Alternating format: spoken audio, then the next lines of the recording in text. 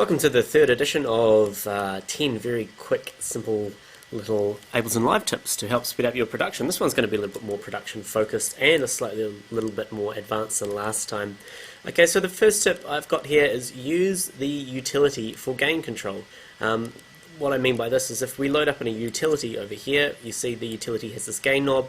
This is really good because you can use this as a volume. We're at 0 dB, we can go down to -35. If you use this instead of actually automating the volume here, that means that later on in the track you can actually change the overall volume even though you have volume changes. For example, this part here I don't want, so I'm going to go into, well, let's say I did it with the volume first. We'll just put that back on 0. If I selected this area and drag down, what will happen? That's all good. But the problem is, if I want to actually change the overall volume of the track later on, I can't actually do that because I've actually inserted some points. So we're going to Control Z that, or Command Z that. If we pick the gain and use that instead, but we can now still move the volume up and down to make things quieter or louder. The second tip here is if you're in a live situation, this is a really handy one if you're playing and you need to get some more sound, but you can't really stop the music to sit down and figure out how to do a proper mix or something. I use this quite a lot. What you do is you simply just use a limiter. So instead of trying to push sound out of the volume like so, and getting things into the red, you can keep this on 0 and you can push the gain on the limiter up instead. And so what will happen is it'll start actually compressing instead of clipping, and you'll get a much fuller sound, but you'll still keep things in the red. You won't get any clipping.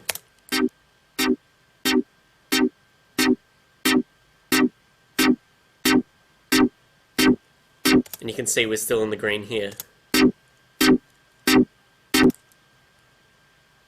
Just don't do it too much or you get told off. Number 3 is quite a simple one. If you have, it's to save CPU and a good way just to keep things nice and simple. If you've got a few elements in your track which all are being sidechained by the same source, for example a kick drum, and everything's being sidechained in the same way, instead of just loading up a compressor and sidechaining it on each track, you can set up an individual track specifically for sidechaining. So if I go down to the bottom here, I'm going to create myself a new track. I'm going to call this side chain. I'm going to load up my compressor in here,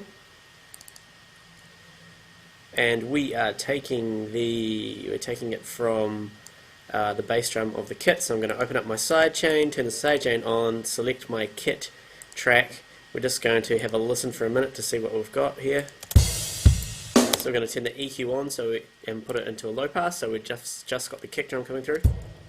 A bit more Q.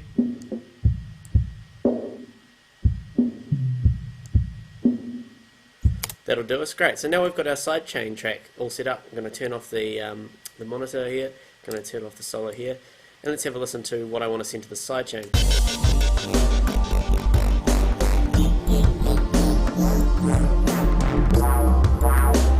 Okay, I want to send the synth to the sidechain. So every time the kick hits, the synth is going to sidechain. So I've selected sidechain from the drop-down menu here of where the output of that channel is going. And I also want the bass to go. Now I've actually grouped up all my bass here. I'm actually going to just send the master group of all the basses that are grouped to that sidechain as well. And just make sure you turn this to on. Now if we go into the sidechain and bring the threshold down, both the pads and the bass lines are going to be sidechained by that kick drum.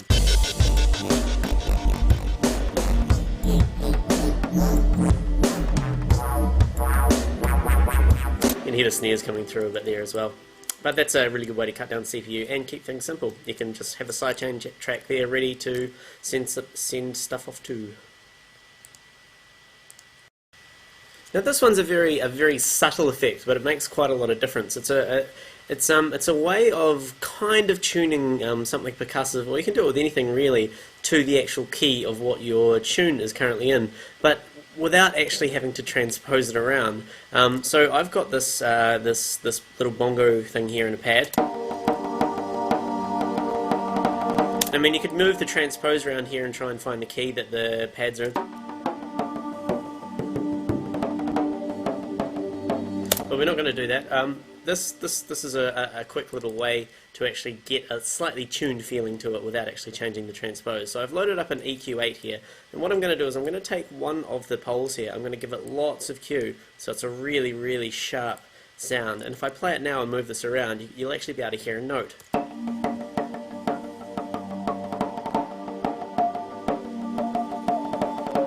So what you can do now is you can actually move this around until you can hear this pole, this little note that's getting played. Since you're boosting the volume of this particular little band so much, you can get this in tune with the actual, with the track. So let's try and find a place.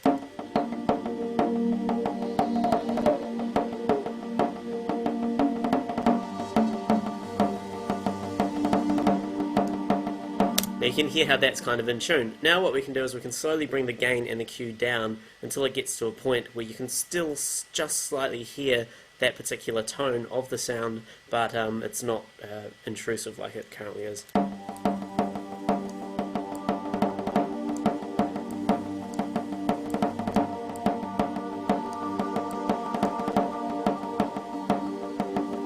Just like that. Now if I just solo this, we can have a listen to it without the EQ8. And turn it on.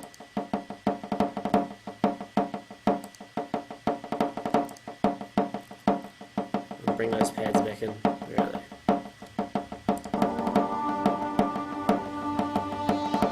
So there you go. Very, very, very, very subtle effect, but it does make quite a difference if you take the effort to do that to percussion, because it's not always cool having all your percussion tuned with your tune.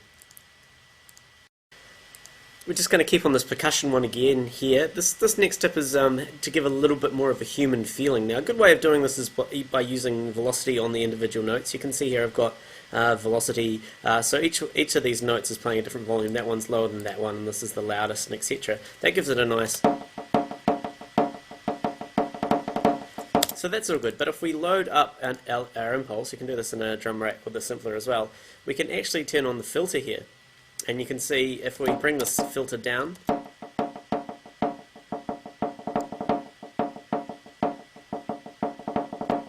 and bring the velocity up to 100%, you can hear that when the notes are actually louder, this cutoff filter, this low pass filter here, it's set on low pass 1 here, is actually dampening the note a little bit, so theoretically the softer the drummer hits, the more dampened the note's going to be. If we bring up the resonance quite a lot, you'll be able to hear how that works.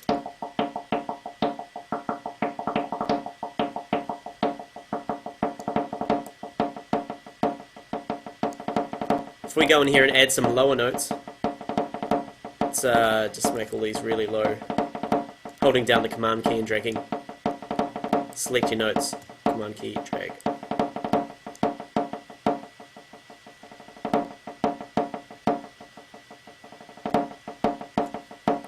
Just a very quick way to give it a nice human touch.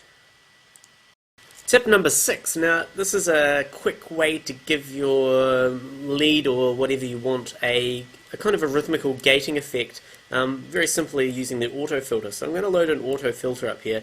Now of course we've got a low pass, we've got it set on low pass, we can move this around. If we use the LFO and turn the amount up, it'll move this for us, so it'll move it up and down, so we get a kind of a sweeping effect.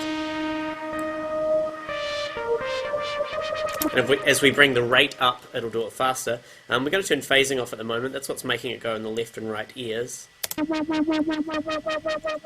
That's very, very cool. But if we change the shape to a square wave and bring the amount up to its maximum, then now it's going to play the sound and then have no sound, play the sound and have no sound. It's going to cut the sound completely and then open it up, and we can do this however fast we want.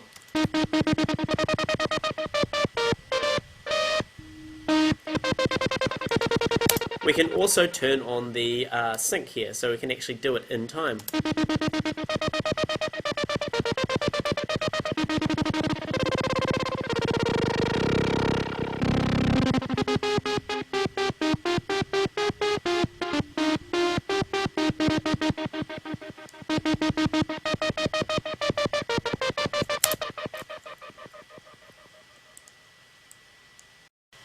Now this tip is to show you how to create a very simple multi-band compressor with a sidechain, which is something that the multi-band compressor in Ableton doesn't currently offer. This is handy if you have something, say I've got a bass line here,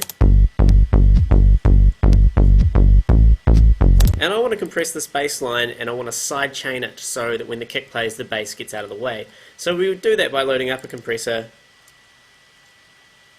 bringing on the sidechain, selecting the audio from the kick, and then bringing the threshold down. So you can hear now that bass line is getting out of the way of the kick. However, I just want the sub of the bass line to get out of the way of the kick. I actually want the bass line, the high end of the bass line, to stay there. I don't want it to get out of the way. I want the sub to get out of the way, because that's the thing that's going to clash with that kick drum. So what we're going to do is we're going to load up an audio rack instead. Open up our chains, and the first thing we're going to do is we're going to insert an EQ8, and we'll call this chain low. We're going to duplicate the chain by Command or Control D. We're going to rename this to high. Now if we go into the low one, we select the last pole and we turn it into a low pass, and we bring that down to around, let's say 112 Hertz. So now this particular chain is only going to be letting through the sub side of things, right? Good. On the high end, we're going to do the opposite. We're going to select the first pole, we're going to turn it into a high pass, and bring it up to about, so on, roughly where we had the other one. So now, when that bass line plays, we're getting the low end through here, the high end through here. Now we can actually put a compressor after this low part. We can turn on the side chaining, and we can take the input from the kick and bring the threshold down.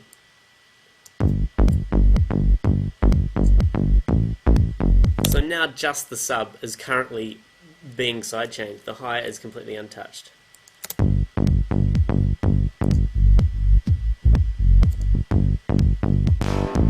And of course you can have as many of these as you want. You could have 4 or 5 or 20 if you really wanted to.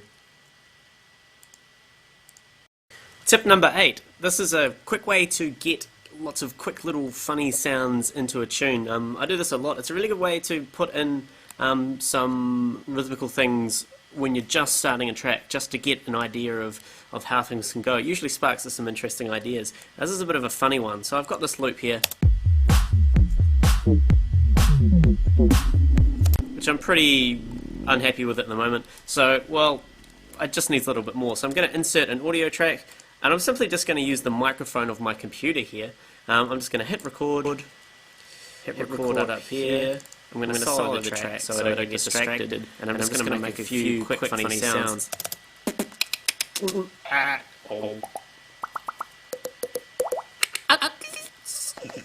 Just like that. Going to turn that off. So now we've got these funny sounds here. Excellent. But what we can do is now, if we right click on this, we can choose slice to new MIDI track. And what this does is it takes the audio sample that we've done and it cuts it up at certain parts and then turns that into a drum rack and a MIDI track for us.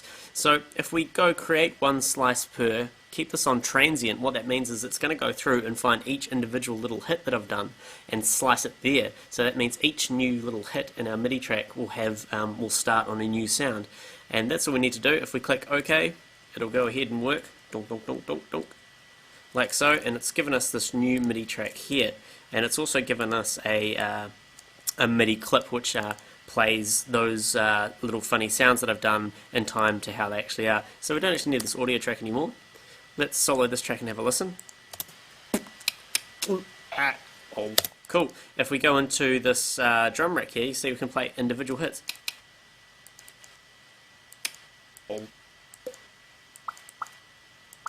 It's a bit of computer noise coming through there, but doesn't matter.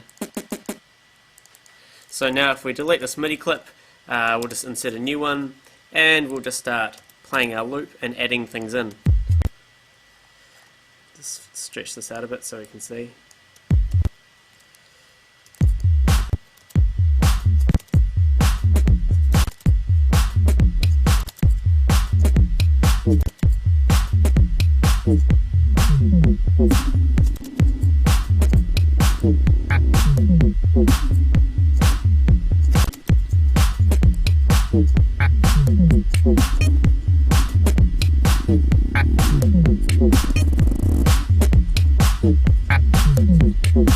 Lots of fun, quite silly. You don't have to use your own voice, you can use anything you want with this. This is a quick way of getting something happening. If you're stuck in a rut, it's a really good thing to do. This tip is to give your sub bass a little bit more of a punch. A very, very simple, quick way to do it. There's a lot of ways you can do this, but this is a really quick fix way of doing it. Doesn't work for every type of tune, but just give it a go if you're finding your sub is lacking something. So here's my sub bass line.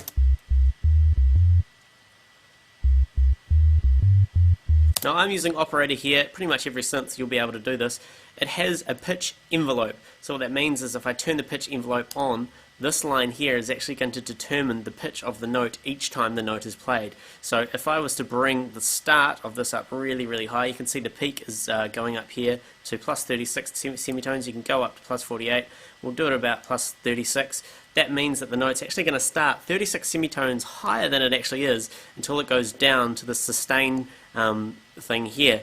And how quickly it does this is determined by the decay time. Hang on, we'll get the sustain back down to 0. If we move the decay time shorter, it means that it's going to quickly, on the start of each note, hit it from a high and go down low really quickly. If we leave it really long, we have to make sure that we turn the pitch envelope up first, sorry. Make sure you turn the percentage up, go up to 100% just so we can hear how it works. You can hear the decay time is way too quick. You can start hearing how it affects it. And if we get it really short,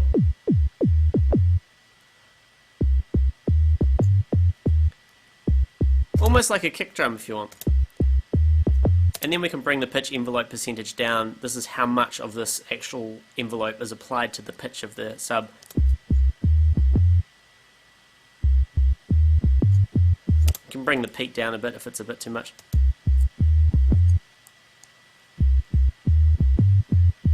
Hear that punch if we turn it off with it on. So that's a very quick way of doing it. And finally, tip number 10, another really quick way. This is more of a production technique, I guess, but this is a really quick way to have a melodic kind of build-up sound, a very short, simple one leading into a phrase. Now I've got these chords here. What I'm going to do is I'm going to put a reverb on it with a very long decay time. We'll leave it the size at around 100. And I'm going to bring the dry wet of the reverb, this is how much reverb actually is sounded, down to 0, so we can't hear anything. And now we're going to automate this line. See if I move the dry wet value, line corresponds to the dry wet. I can click on the line and move it up and down as well. We can actually select this area, drag that line, it creates points for us, and we can double click this so we have a ramp, and let's bring it all the way up to 100%, see what happens. And just make sure you bring it down afterwards so that it goes back down to 0 when you want it to drop. So this is going to sneak in the reverb for us.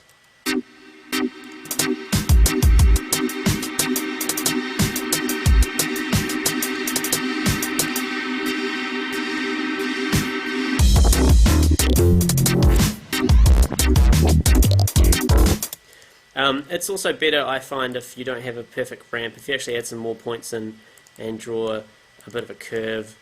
I'm sure curves will be coming soon, Ableton, I'm sure they will be, but in the meantime, it sounds better if you have a sneak up. Even if it's such a heavy thing, like a reverb with a long decay time, you can even make it much more drastic like this.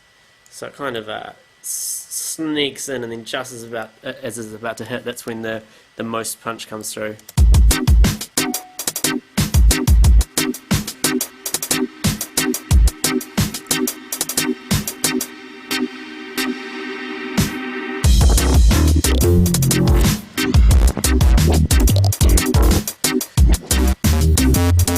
So that's it for this set of tips. Thank you very much for watching. I hope you enjoyed it. They were much more production tips this time and slightly more advanced than last time, but that's what I'm going to do. I'm going to keep doing these and they're going to get more and more tricky. So yeah, enjoy. TomCosm.com. Cheers.